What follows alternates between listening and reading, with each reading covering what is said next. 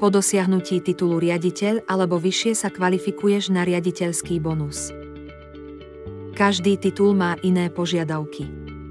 Tu je krátky prehľad niekoľkých aspektov.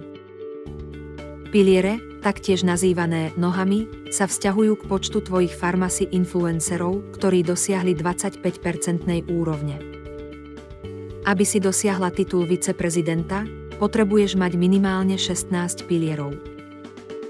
Vedľajšie body sa vypočítavajú tak, že od celkového počtu bodov tvojej štruktúry odpočítaš body štruktúry všetkých pharmacy influencerov s 25% úrovňou v tvojej prvej generácii.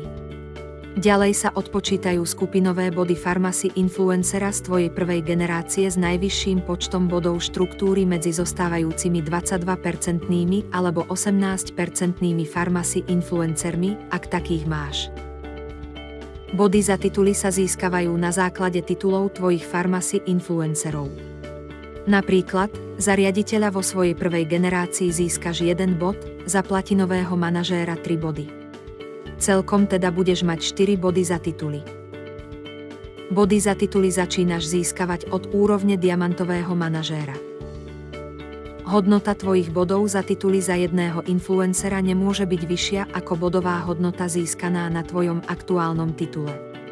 Ak si diamantový riaditeľ na úrovni 12 bodov a v tvojej prvej generácii máš viceprezidenta riaditeľa na úrovni 16 bodov, získaš za neho nie 16, ale 12 bodov za tituly. Potrebuješ viac informácií? Kontaktuj svojho sponzora.